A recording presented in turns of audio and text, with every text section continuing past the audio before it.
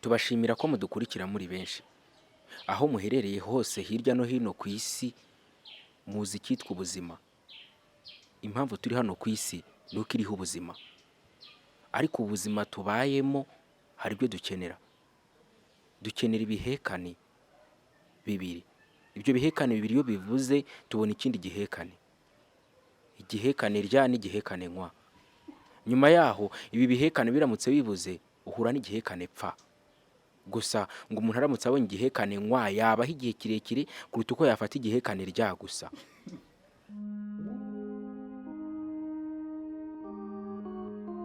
Kigali Updates TV, your all-day news.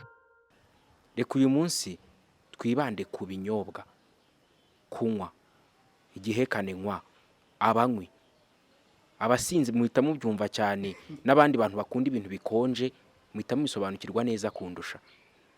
Njye nitwa Ismael MWANAFUNZI, bahaye ikaze. Ambo muramwumvishe Ismael MWANAFUNZI niwe turi kumwe nanga kuri Kigali Update TV. Mumeze mute neza ko mumeze neza kandi mumeje ku rugero Rwanda gahunda Kigali Update TV bagiye bategurira nkuko maze kumva rero uti ngo ubuzima bugizwe n'ibihekane bibiri nkwa pfa n'ibindi bavuze narya. So wakuyemo ibyawe. Uyu musore mamubona rero ni MWANAFUNZI nkuko bazi kubibwira. Tugiye kuba abana muri kino kiganiro agiye kutuganiriza ibintu byinshi bigiye bitandukanye bifite naho bihuriye n'Imana yiwe. MWANAFUNZI nkuko utubwiye ubundi amazina nyakuri nayahe? Nitwa Niyitanga Ismael. Yego. Nkaba ndu mu ntara y'Uburasirazuba mu karere ka Kayonza umurenge wa Kabarondo. Ibijyanye n'impano byo urabyumva. N'abadukurikiye barabyumva cyane, mbanze kubasuhuza mbere yuko dukomeza iki kiganiro cyangwa se mbere ko udukurikiye akomeza kukireba nabanza kandi subscribe hariya kunzogera, sharing n'abandi bakurikire, hanyuma ubundi azatubwira uko yabibonye nta kibazo rwose. Ni Ismael muramwumva reza kandi noneho nijwi ni rya mugenzi we wundi namwe musanzwe muzi. Nizera ko tugiye kujyana ikiganiro cyiza. Ismael ikazwe Kigali Updates nanone. Murakoze cyane. Kigali Updates muri abantu bagaciro. Ambo noneho bino bintu bimaze imikingana gite igitekerezo cyo kubizamo cyaje gitwa mwumva ati reka ngene interpreta ijwi rino by'umweko nebane kuri MWANAFUNZI Ismael. Kwibanda kuri MWANAFUNZI byatewe n'abantu zaba YouTubers cyangwa se abantu bankojeje ama interview, nibo batumye nibo bimprovinze MWANAFUNZI. Ariko ntabwo ari we niganaga gusa, niganaga abantu benshi, ariko MWANAFUNZI aba ari we uba trend kubera ko ntabwo abantu bari bamuzi kandi hari abonetse umuntu umwigana abantu bakavuga ngo yaba ari we, abandi ngo ni murumuna we, abandi ngo dufitanye isano. Hakaza noneho indi ngingo ibihamya ivuga ko yemeza neza ko ndiwe kubera ko nitwa Ismael. Kubihakana bikaba ikibazo. Ariko sahizi urumva talent yo kuza nkamanukura ibintu gutyo ni ibintu nyine bijyana n'ubusizi bako n'izindi n'ubuvanganzo. Nkajya urumva niba nshobora guhimba ikivugo nkavuga ngo ndi nkutanyi datinyi gatingo nshaka y'ibiteruka daterwa mugwanya kabintu izirwana ubusugire bw'icyazo n'ige ntwari barandirimba. Ntabwo nananirwa kuba navuga ngo gihanga byaye kanyarwanda byara musindi byara ruyange byara ndoba byara samimbi byara samukondo byara ruganzu bwimba. Niba nshobora kubamanuka gutyo ntabareba hari abami babayeho mbere hashize imyaka ibihumbi nkaza nyuma yabo nkaba ndimo kubavuga gutyo. Birashoboka ko nshobora kuvuga ngo iki ni igiti, aya ni amazi. Igiti giteye mu mazi cyakura neza kuruta igiteye ku butaka gusa, ariko kugira ngo n'igiteye ku butaka gikure byasaba imvura cyangwa se bakuhira. Ibyo ni ibintu umuntu ahita yumva.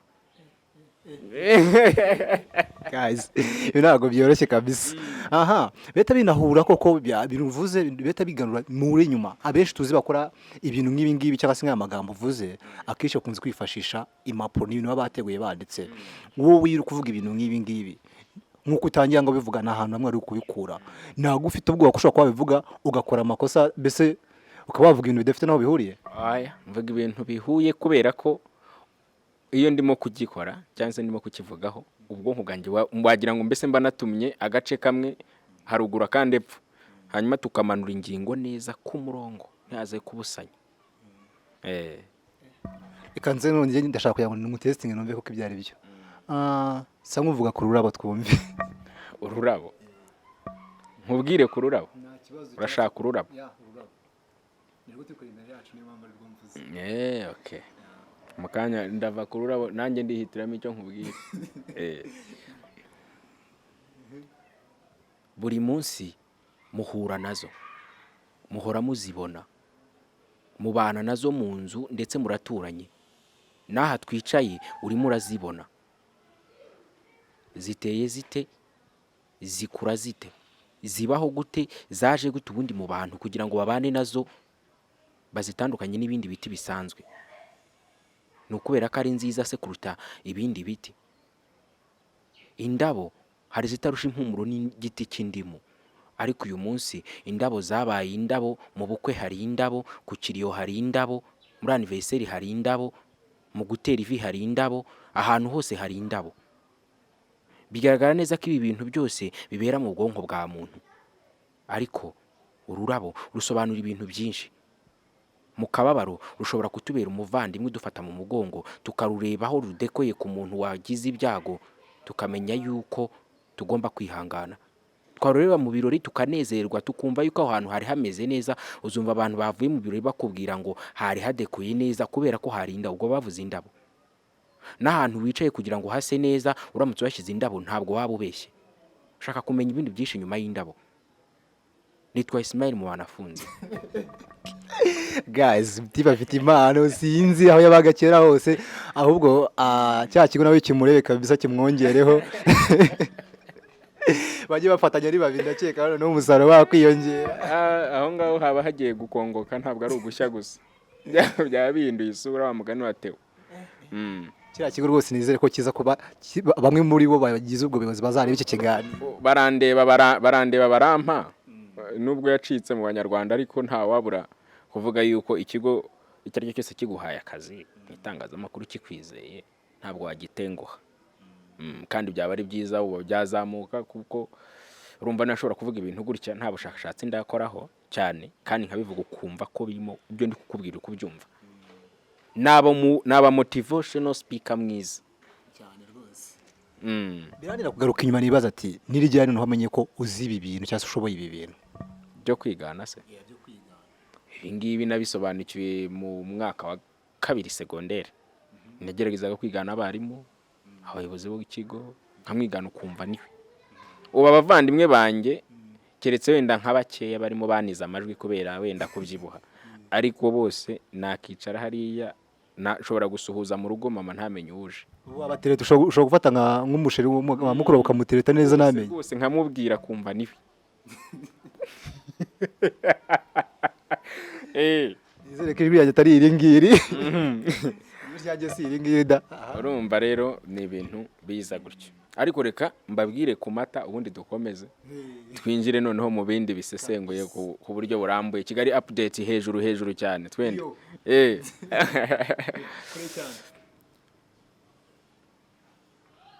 Tubashimira ko mudukurikira muri benshi. Niba wakurikiye neza mu kanya nahoze nkubwira yuko ibihekane ryananywa iyo bibuze haboneka pfa. Nahoze nkubwira ku gihekane nywa, nkubwira ku byo kunywa, nkubwira abanywi, nkubwira abasinzi. Ndabizi kubyibuka kubera ko agace kawe k'imbere ko mu bwonko kabibitse. Reka uyu munsi umwambi twerekeze ku kinyobwa gikomeye gikungahaye kuri proteine, kirimo minerale, kirimo lactose. Ni kinyobwa bwoko ki?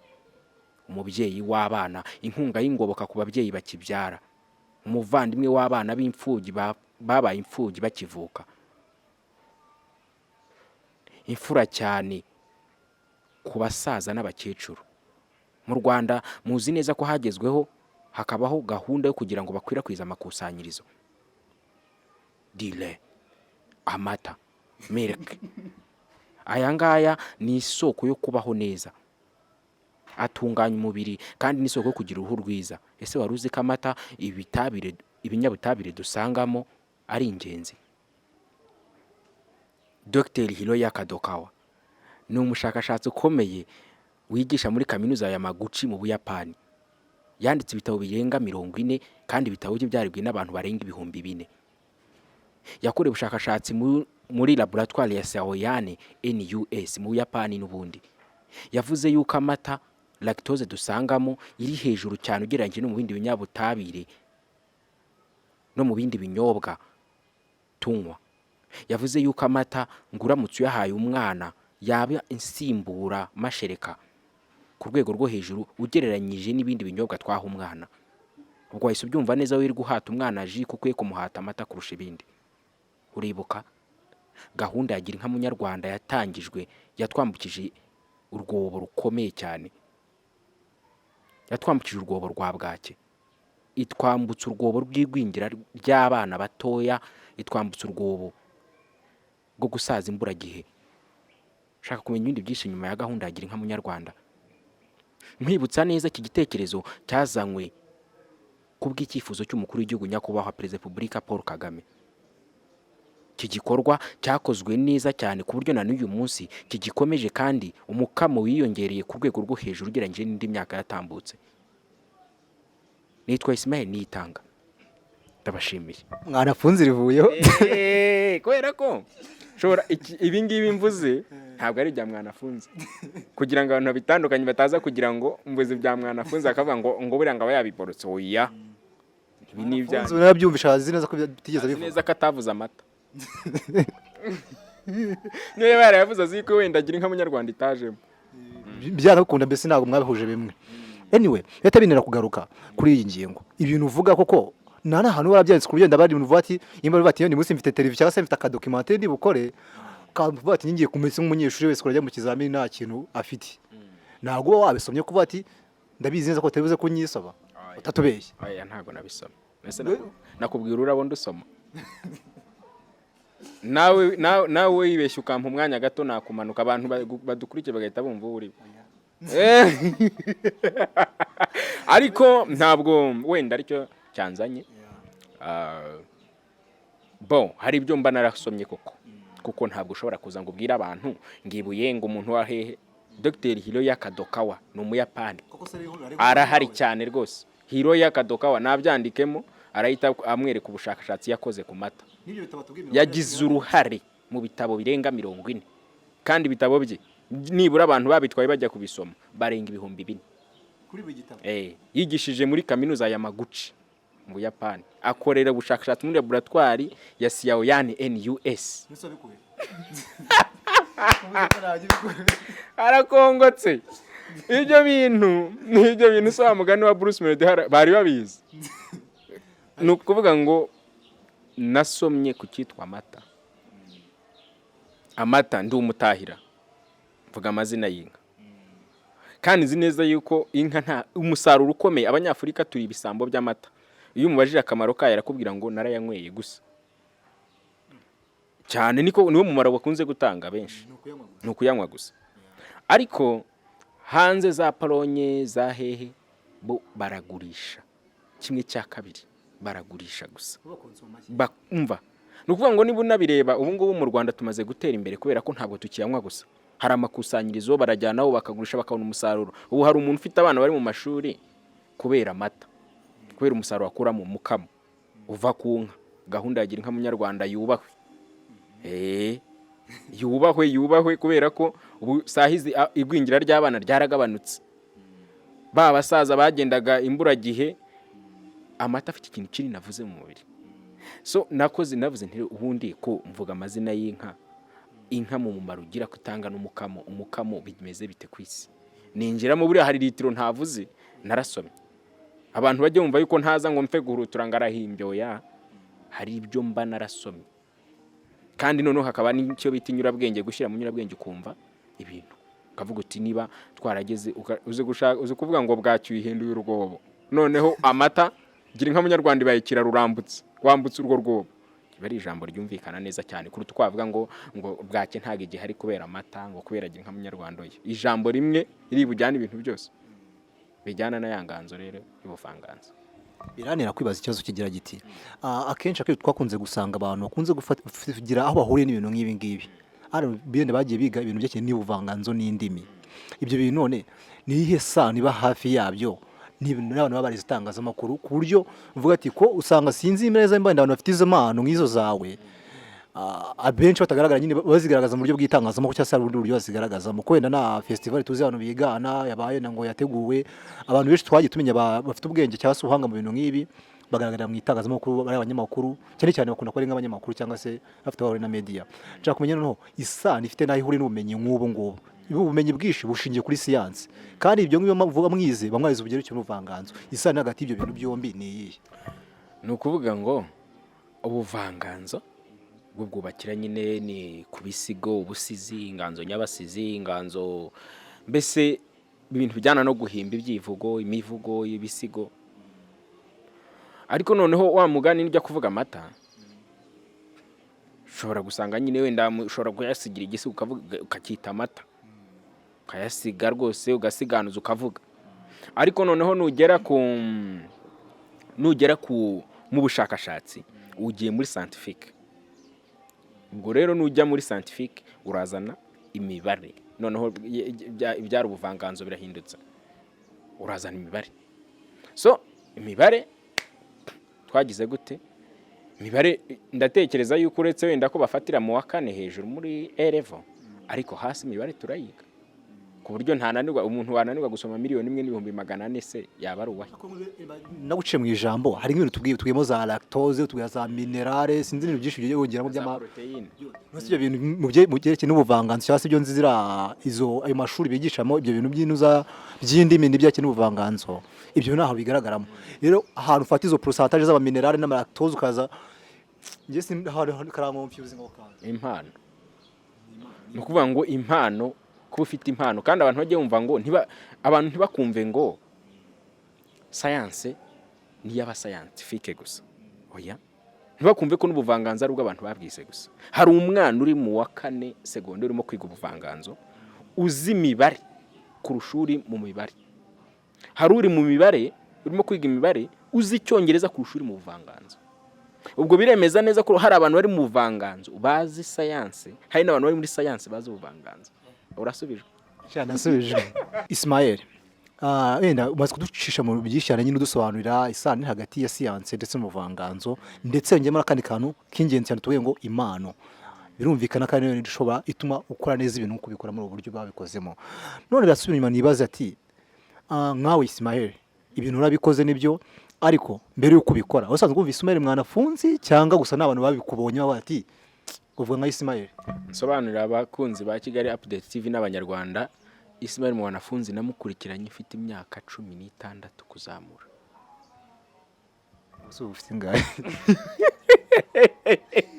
ubu ngubu imyaka yo ntabwo bakwiye kwishidikanyaho uruvuga ngo mfite 20 ndaventitse ubwo nuvuga ngo 20 cyakoze tugeze muri 2021 harya bongereho umwe yagira uza kundenganya ndabazi hari bavuga ngo yagabanyijeho umwe ngo yakwe ndayivuze 21 n'umwe mu mbabare ibamba nanye kubajije ushobora kuba ati we ku 13 kuzamuka ugasanga ufite 17 iromba ugasaba umenye umwaka ushize wenda nyine impamvu nari nkubajije gutya igihe kinini ariko ntabwo ari cyo cyatumye menya kumwigana oya ahubwo nuko iyo mpano yo kwigana yo yari indimo impano yawe igaragara bwa mbere agaragaye ubuhe buryo urayigaragarije nde impano yanjye igaragara bwa mbere ntekereza ko muri troncome ntabwo bayemeraga cyane abitewe nuko kira n'ikiciro rusange baravuga ngo ni ikiciro cy'akavuyo ariko ngeze muri advanced level aho nageze nahise mba duaye w'ikigo none ntangira kwinjira ariko namuwaye kubw'ibitaramo najyagamo no gutarama nari umuririmbyi ruharwa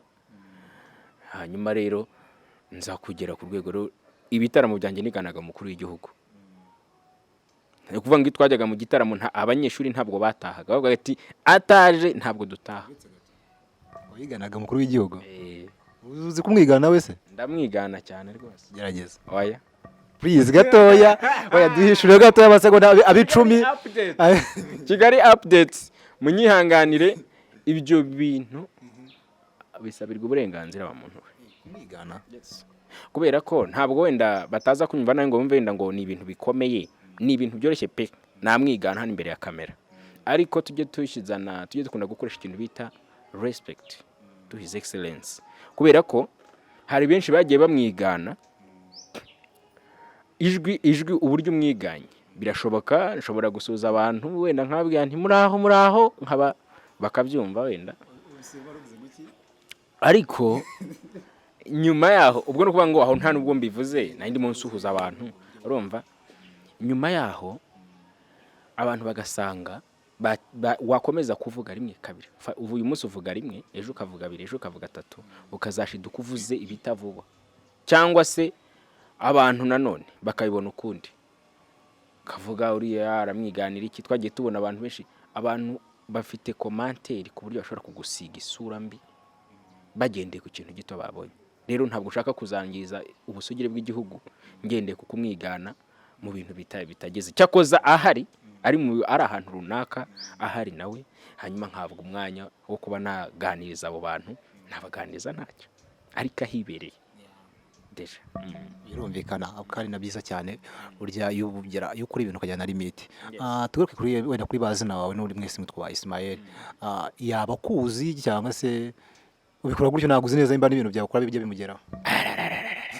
Ariko sha wa mugani wa Ezra Mpyisi ubu ntabwo yaba atabizi, arabizi. Ntekereza ko yarambonye mu social media, kuko ntekereza ikiganiro nakoranye na Chita cyahise kimanuka cyageze muri groupe z'abanyamakuru, byanze bikunze message yihuse bwa mbere yayipandungutse yavugaga iti izi audio ziragoye kuzitandukanya, aba bantu ni bamwe.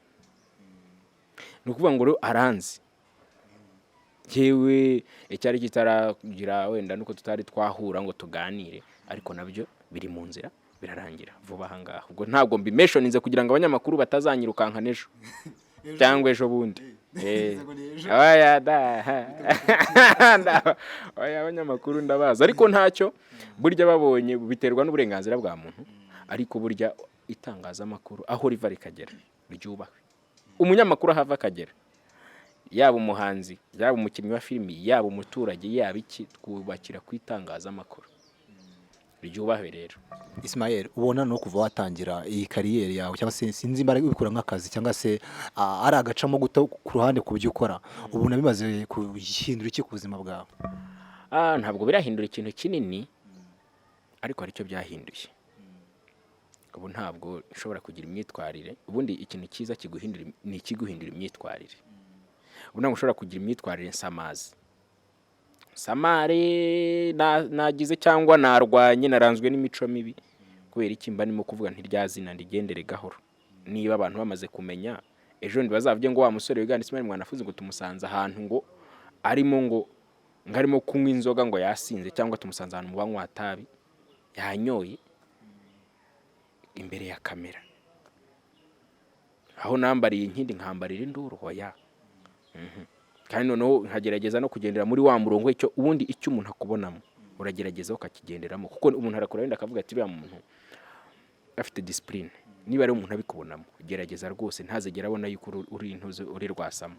Wambaye isura ya MWANAFUNZI uri kumuri presentinga hanze. Ubu ni ukuvuga ngo kuba nzi neza ko izina MWANAFUNZI bari mpamagara, ubu ryaramfasha aho abo nagiye nyuramo bose nuko byagenze. So rero ibaze iryo zina nubwo naba ndi MWANAFUNZI kabiri cyangwa gatatu, ibaze rero ndamutse ndi wa MWANAFUNZI winywera wabaye gatama ni gatabi, cyangwa se nirubiranduzi arirwa birandura abana b'abakobwa babandi, leta ikamfata ikajya kunkatira imyaka igifungo, ugasanga amashuri nize cyangwa se ibyo naharaniye byose mpa orientation y'imageragere, byaba ari ikibazo. None icyo kumenya, none ubona impano yawe aho uri ubu ngubu naho wifuza kuyigera no kuyigeza, ubona bimeze bite? Mbese ukurikije aho wifuza kugira ngo bigeze he? Haracyarimo kaguru kamwe nyamwihina, kaguru kamwe nyamwihina. Kubera iki? Turacyari mu bihe bya COVID-19. Iyiza kubidahari nari kuba najya imbere y'abanyarwanda nk'abataramira mu gitaramo runaka, abashyushye. Ubundi ndi umuyemusi, ndi umushyushya rugamba, ahubwo sinzi impamvu za tekino na za Airtel zitambona ngo zimpereze nge nzamamariza. Ni ukuvuga ngo ndi umushyushya rugamba, ndi umuyemusi mu bukwe, icyitwa ikirori cyari cyo cyose ndi umuyemusi. Bishobora ko amagambo y'uburyo yakurikiranyamo ndi umuyemusi. Urumva? Ubu abakunzi ba Kigali Updates shaka nahita nyobora show hano hagashya hakagurumana. twagiye mpamagare umuhanzi. hamagara vuba. Yes. Ladies and gentlemen, we are going to receive another superstar here on Kigali Update TV. Sasa uyu munsi turi kumwe n'abahanzi bakomeye, ariko uyu munsi wo tugiye kwakira n'umuhanzi ukomeye. Stage ya mbere yikoreye Musanze, stage ya kabiri yikoreye Rubavu. Uyu munsi arimo aratwikira Nyarugenge, ariko muri aka kanya ahangaha kuri stade Amahoro. Uyu munsi niwe twamuhamagaye. Munyemerere muzamura ibiganza byanyu n'imitima, twerekeza amaso kuri Jay Paul. Uwo ni Jay Paul, ndamuhamagaye. Jay Paul naveyo nagaruke rwose, turamukumbuye. Nubwo yakoze amakosa asaba imbabazi, agaruke. Nuko umuntu wagize ikintu aririmba cyiza abantu bakagikunda, abagomba kurangwa n'indangagaciro nziza. Niyo yakosheje ajya asaba imbabazi. Ubwo ndamuhamagaye mu gitaramo. Jay Paul, banguka kandi uzanyarukiye hano kuri Kigali Update. Ndaguhamagaye ubahe imirongo. Wow, sasa ngira ngo Ismael maze kutuganira uko dukomeza ikiganiro. Nta kintu mwumvisha ra? Ngiye sinzi. Austin yubaho yaje. Nta kintu mwumvisha. Reka twakire Austin muri studio za Kigali Update TV.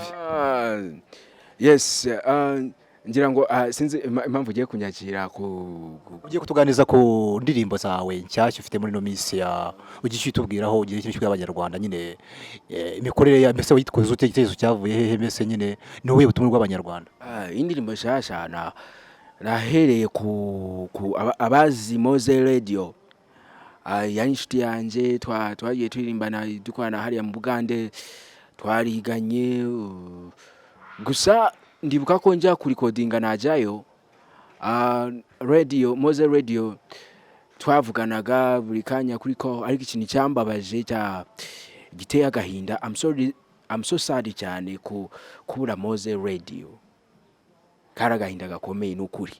Abakunzi ba Kigali Updates ngira ngo muzi mu minsi yatambutse muri sama y'umwaka ushize ndimo nshaka uburyo njya kuri recordinga indirimbo nshasha, mbabwira ko hari uburyo butarimo gutungana neza, ariko uyu munsi abandimo gushima Imana ko nazanye indirimbo nshasha, ndimo kubabwira mbaririmbira. Urumva na ndirimbo nakoranye na Ivan Muzika, turimo tuvuga ngo barimo kubabwira akadance. Akadance iyo ndirimbo nshasha nziza irimo gutrendinga social media. Wow, so nduba ari Kigali Updates. Abakunzi bayo ni mukore subscribe, mukore share, comment zanyu zirakenewe right now. Bro, uretse Austin MWANAFUNZI undi muntu ubasha kwigana bikagenda neza ku buryo abantu bakugati kabisa niyo ngo urikora neza.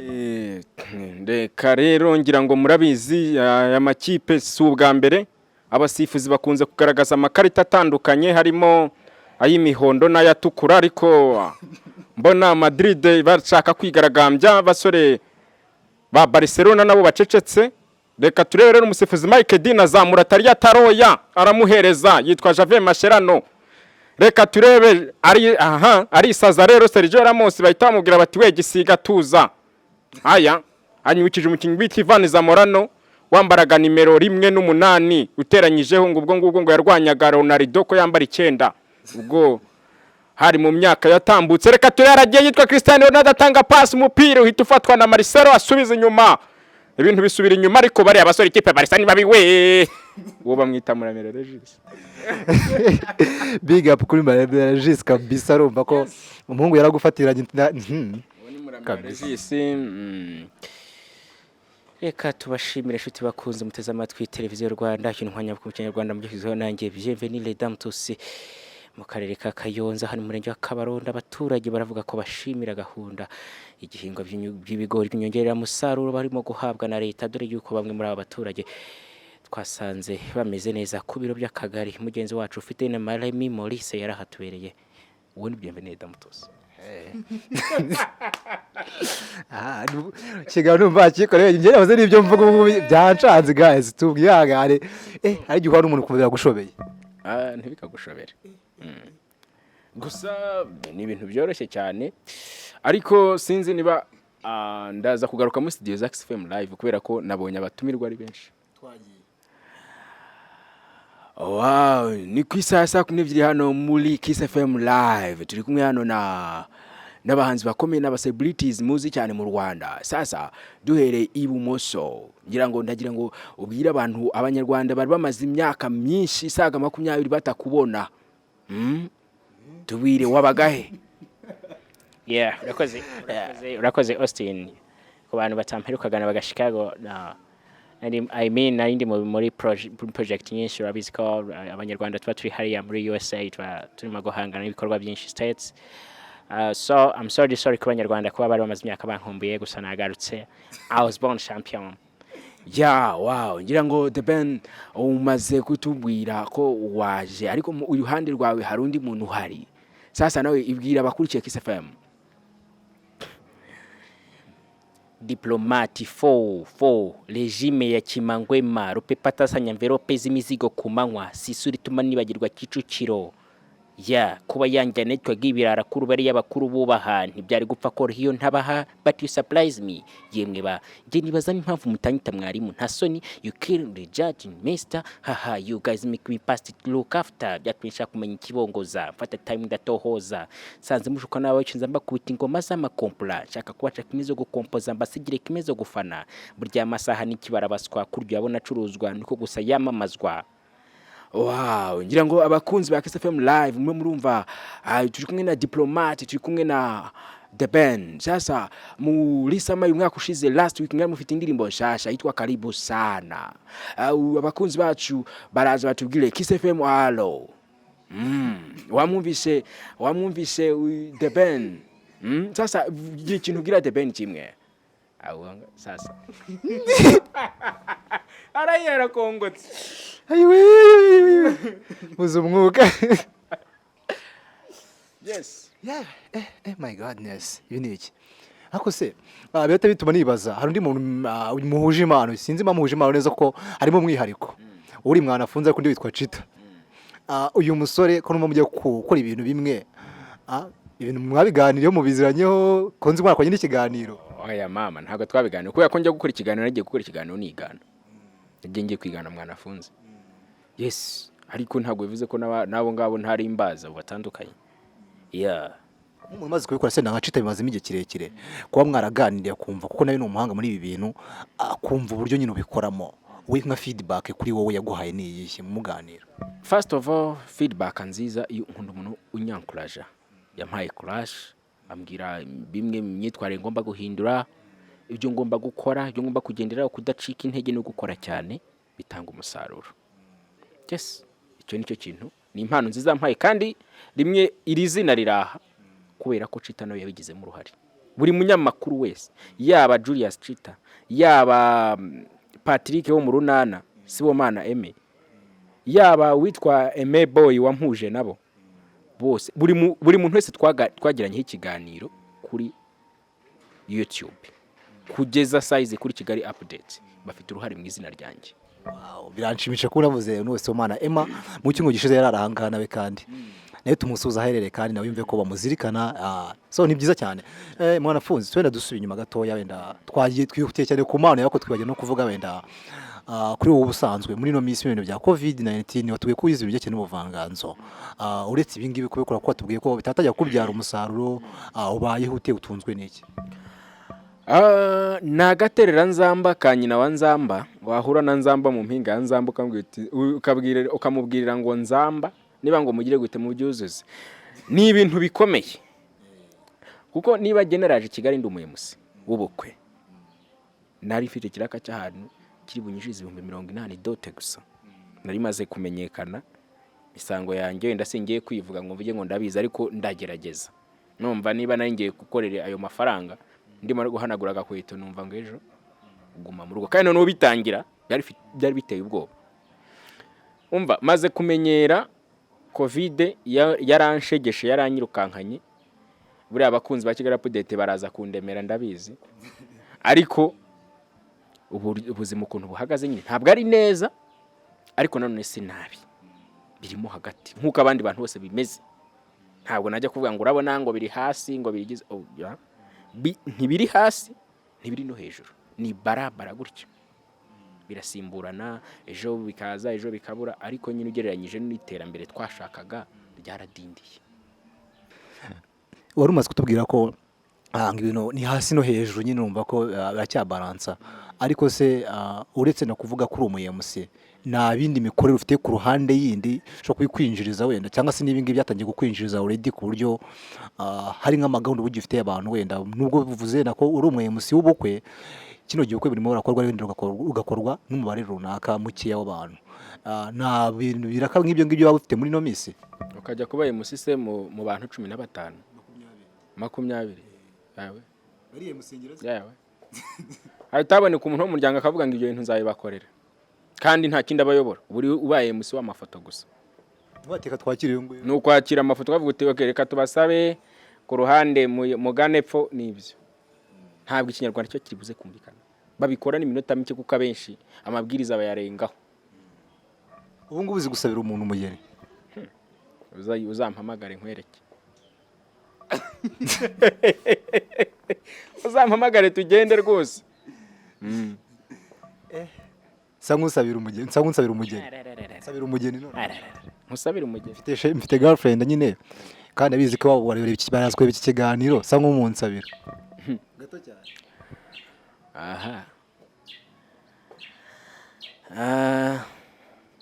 urumva byansaba undi muntu uri hariya hakurya kugira ngo mubaze turavugana se.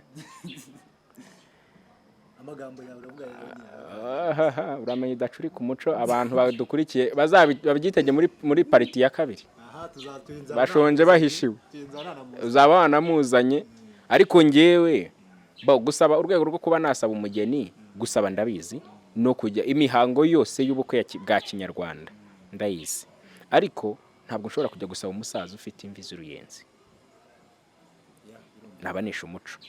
No kuvuga ngo ndindiriye imyaka nk'icumi ngo yiyongereho, iki gihagararo kizamuke, iyi sura itangire kwikuba, noneho nemererwe kuba najya gusaba mvuga nti ariko muzehe nubwo urimo kumbwira gutyo, unyemerere rwose mu byubahiro byawe nkugomba nkushyikirize iyi mpano y'iramba.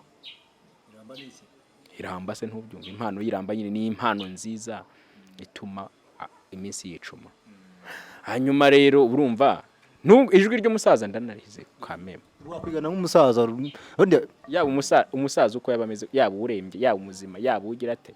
Kamugura akantu gato konyine, ntabwo ngiye kukugora. Ujya mu museke weya muri two manyobwa uramuzi se nibura? Wamwigana kuye no wavuga nyine ubuhanga nka birabyiwe impano ye nayivuga, abantu bakankopera bakazamwigana. Ndakubashye Manyobwa, ubahwe, uzampamagare tusangire, ndakubashye mba mbishyize hanze. biva kwa nabishobora none se simba mbyumva yarimo kuvuga ngo tibaga.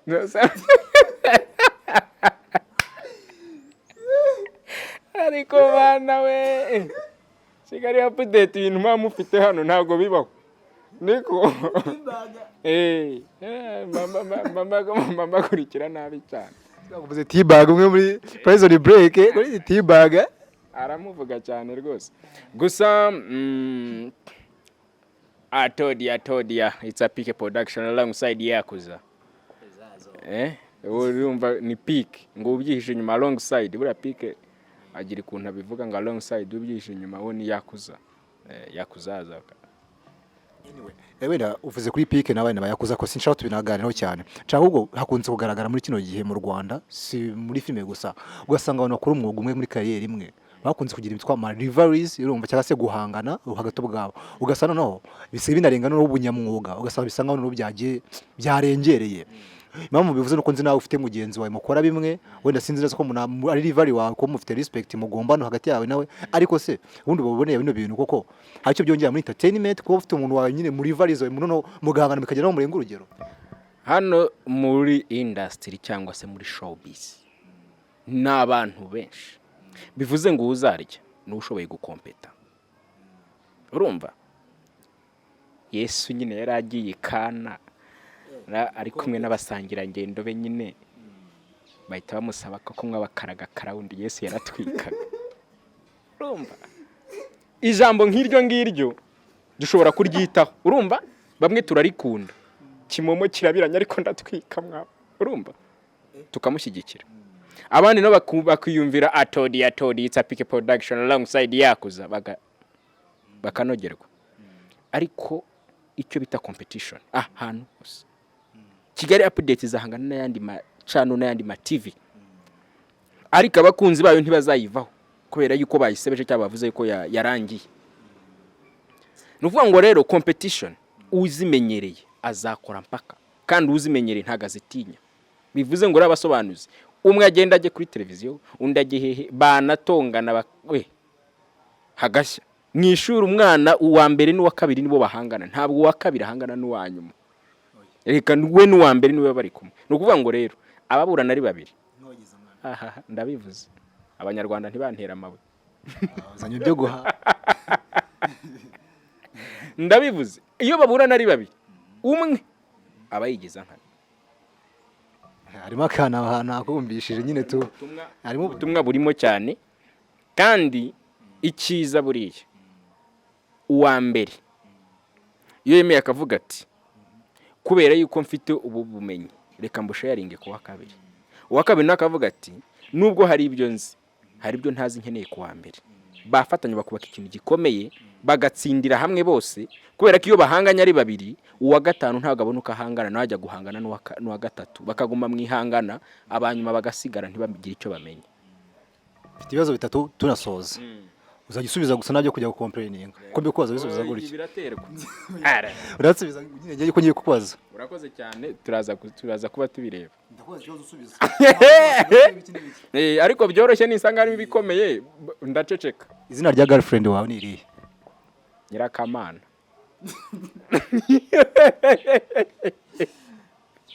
sinavuze ko dukomeze wataye umanzi ryari 2040 ntabwo yari ibisubizo nabisubiza dukomeze oya abakunzi bacu babikurikire ubwo niba umbajije uti ryari nka kugaba 2040 ubwo nshobora kuba nkibufite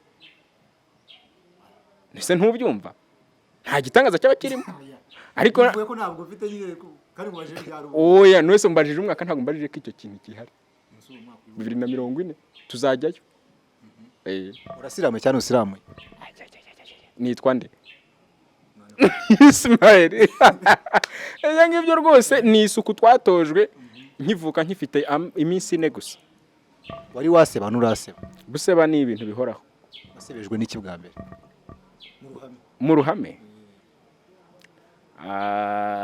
ikintu cyansebeje mu ruhame bwa mbere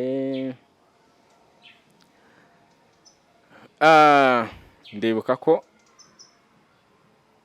icyo gihe twari tufite performance tugiye kuririmba mfata mikoro ntangiye kurimba umuriro urabura urumva ni ikibazo gikomeye oya ntabwo nyine urumva urakotora ukihagarara ariko ububizi ko usebye ne kabone nubwo abafana batamenye ariko urumva ari akantu kagize shock uri waterwa indobo cyane urayiterwa uri umusore se urumva byashoboka ni itegeko ni nk'ihame kwiterwa uraziterwa ariko niba cyabazi intenda basuhuje arya muri hera ndabaramukije cyane ntabwo mbiyemeyeho ejo ndi mutazagira imodoka mukangonga ariko rwose mujye mugerageza uvuge uti rwose nyakubaha ntago byakunda ureke kuzana ibindi bintu ngo ugende kwibwira inshuti zawe abakobwa mujye ubutumwa bwawe ku banyarwanda noneho na Mwanafunzi muri rusange wenda umaze kuzamukira ku izina ryiwe sinatinya kubivuga banyarwandakazi mukunda igihugu mugikorere kandi kugikunda no kugikorera bizatuma mwikorera mubeho muzaramba icyo ngicyo ndumva gihagije Mwanafunzi ubutumwa muhaye noneho unabuvuge noneho ubusoze nkawe nyine ubutumwa mpaye Ismael Mwanafunzi nakomeza kuri agendere mu mujyo mwiza ko tumuzi ko tumukunda ko tumushaka ko tumukeneye kandi adageze kuduhereza ubushakashatsi bwiza bucukumbuye nkuko tubishaka aduhe n'amakuru urabona ko ajya kuri terrain akajya gushaka amakuru so Ismael Mwanafunzi komereza aho ngaho soza mu bintu twiyemeje nezi numva kandi kuvuga nkawe n'ubundi oya soza mu bya bindi byiza byo tubimuzi ibyo ngibyo uvuze yes avunuka uzi muri bya bindi ariko ibyanyu abanyarwanda ibyanyu byose ni bya bindi muba mufite ibintu mwamenyereye muca ku ruhande uyu munsi reka tujye mu bami b'u Rwanda. bararyoshera twasore kugenda bajya vango za megatoni na za megahit. Megatoni je nagiye ibyo bintu ndabizi je ndabigiyemo. Ibyo bintu by'isanzure bazabyumve mu biganiro yagiye akora zirimo zasobanukirwa. Reka tugende. Mu buzima bwacu bwa buri munsi hari ibyo tutamenyera. Tubona ibintu kenshi, tukabyumva kenshi, tukayibona ari byinshi turi benshi, ariko gusobanukirwa bikatugora. Abantu twizaniye ibyishi, ariko ibi byishi byatumye tuzana ibishishi mu maso, amaso yacu yarebaga neza azamo amashaza. Buri munsi duhura n'urupfu. Buri munsi abavandimwe bacu n'ababyeyi n'inshuti zacu baratabaruka, ariko nta somo bidusigira. Ahubwo tugashimishwa no kujya kubarata ku bituro, ntacyo twabamariye, tugashimishwa no kubavuga neza baratugiriye nabi kubera ko batakiri bazima. Kubera iki tudakwiye guhana abantu bakiriho, tukabashima bakiriho, tugakenera yuko batabaruka ngo basinzire ubundi tubavuge ntacyo bari bukore. Uribuka mu myaka yatambutse iyo uvuze ijambo Sankara, Thomas, Noel, Isidore uhita wumva Burkina Faso. Iyo uvuze Burkina Faso abantu here mu gace kitwa Upper Volta bahita babyumva cyane kubera ko akomoka kuri Joseph Sankara na Margaret Kinda. Uyu nguyu yubatse ubukombe muri Afrika, niwe washyizeho itariki ya 8 Werurwe nk'itariki ihabwa agaciro ry'umugore. Byagenze bite kugira ngo Sankara apfe?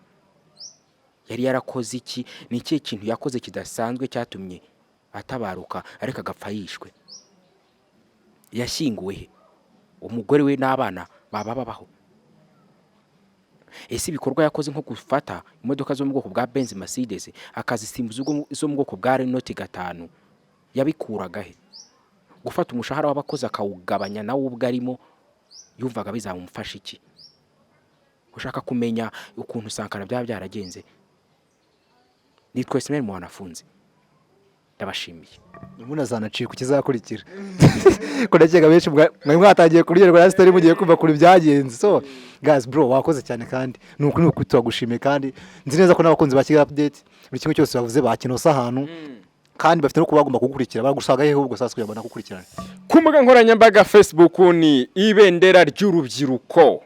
Urandika ijambo ibendera ry'urubyiruko baritakwereka page hanyuma ukore like u following ni iryanjye. Nta muntu wanyitiriye. Aramutse asanze abantu bari munsi ya 570 ajya amenya ko ari abandi banyitiriye. Hanyuma kuri Instagram ni MC kabuhariwe MWANAFUNZI nk'ibisanzwe tukaganira. WhatsApp nimero ya telefone abifuza kundemera no kunganiriza ni 0788 45 25 860. Muri description turaza kuyishyiramo abayikeneye baza kwibona cyane rwose. Na YouTube ufite ucisha ibintu byawe mbese YouTube channel bashobora kunkurikira nyuze kuri NID Rwanda 250 ubwo ni NID nitanga Ismail Diziki 250 TV agahita areba bimwe mu bintu ndimo kugerageza gushiraho. Aba bantu ndimo kugerageza kwigana bariyo. Murakoze cyane Ismail. Murakoze cyane cyo nabwiye abakunzi ba Kigali Update n'abandi banyarwanda muri rusange ngwino hano kuri iki kiganiro ukore subscribe ukande kunzogera ujye ubona ibiganiro bitambuka buri munsi wibuke gukora share nurangiza ujye muri comment wandikeho hanyuma utubwire uko wabibonye ubundi dufatanye mu iterambere ejo bundi natwe tuzabe turebwa na miliyoni imwe nkuko abatanzania babikora nta gitangaje kirimo.